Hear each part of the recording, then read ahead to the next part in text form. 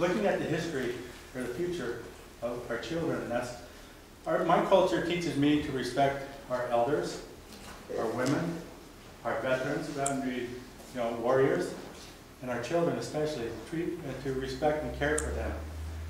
And my wife and I, we've been coaching and mentoring our young people for over 30 years on a reservation, wherever we are located.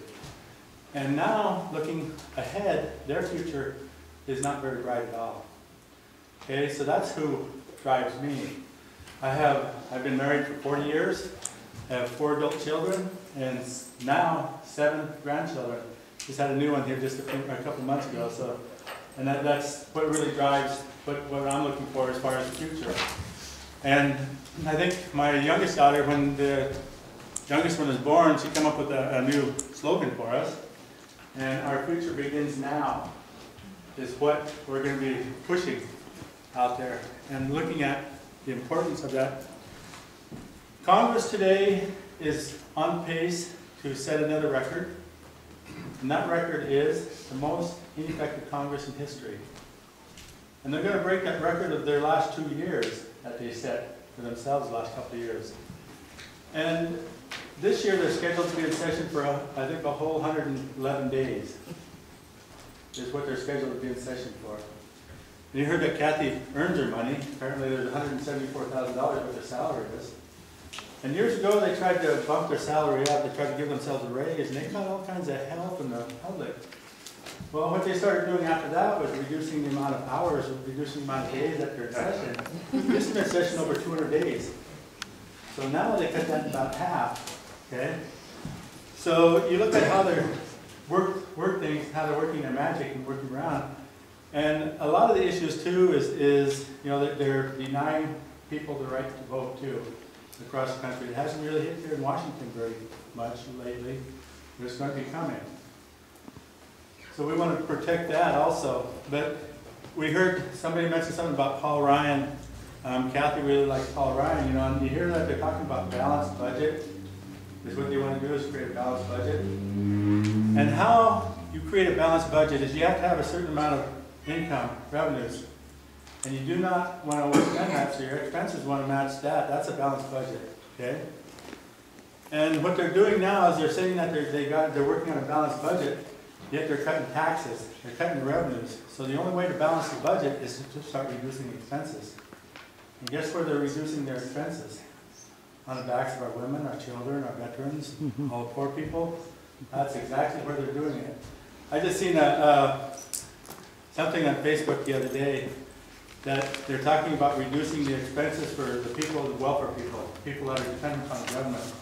And I think that it's like a $52 billion a year is what that amounts to for the federal government. But on the other side, they showed the subsidies to the rich is about $92 billion a year. Okay, and their subsidies is by reducing their taxes and reducing environmental regulations and everything else, actually so that they don't have to pay as much as what's going on. So those are the big issues that are happening here in Eastern Washington that people don't pay too much attention about at all. You see a lot of people are voting against their own best interests. That goes on a lot out here in rural America. Because what they see on TV or something, they'll hear the good things, like Kathy supports veterans.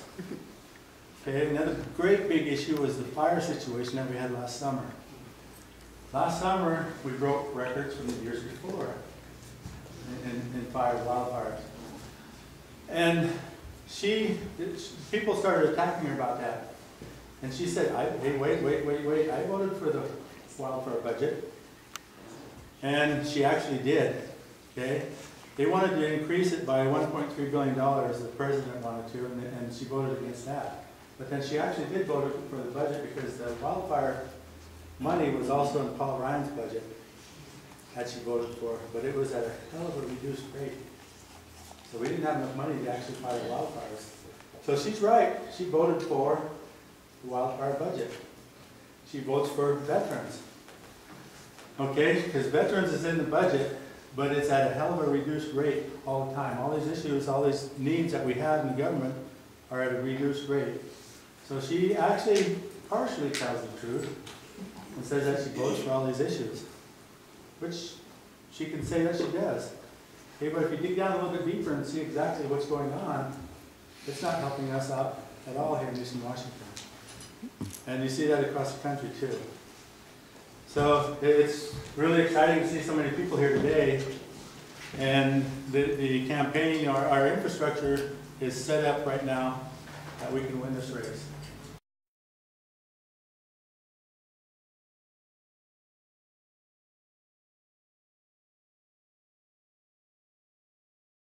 A lot of the issues, veterans issues, veterans is a big issue. Healthcare is another big issue. You look at Congress, what they're doing now. They recently took another vote, I think 62 votes to repeal Obamacare, or Affordable Care Act, which 20 million Americans are on healthcare for the first time in their lives. That's the issues.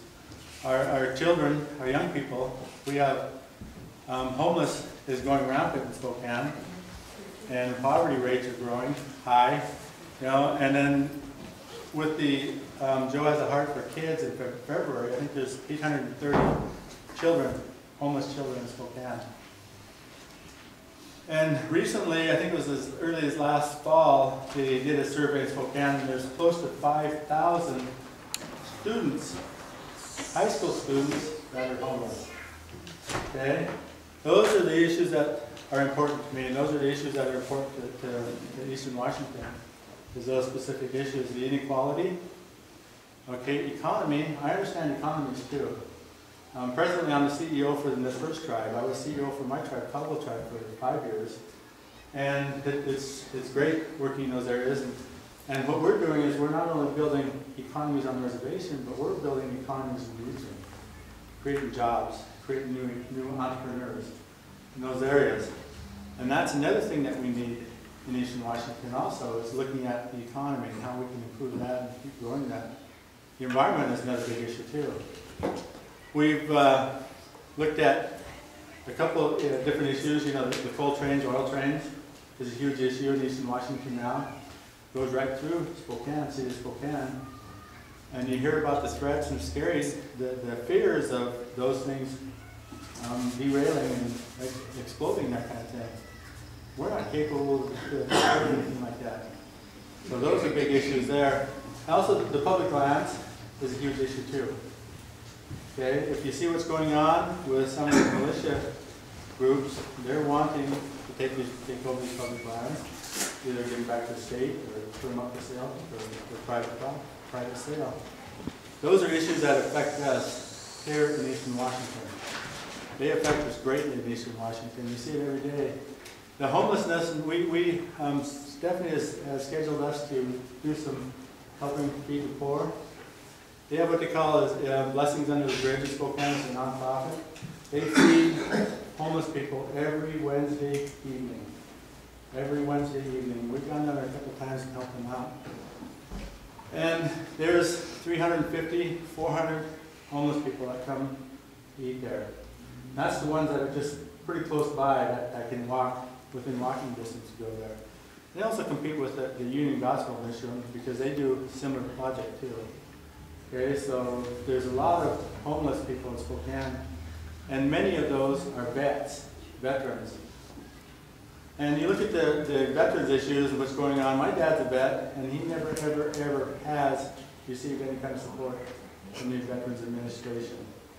Many people that live out in rural country never receive that support because it's too far for them to travel to Spokane, to Walla Walla, or those other places where those supports are there. They've reduced the amount of money that's going revenues to the Veterans Administration, so a lot of those rural support systems are going away and gone. So now you have to travel to Walla Walla, Spokane, Colorado, or big urban areas to receive that support for your veterans.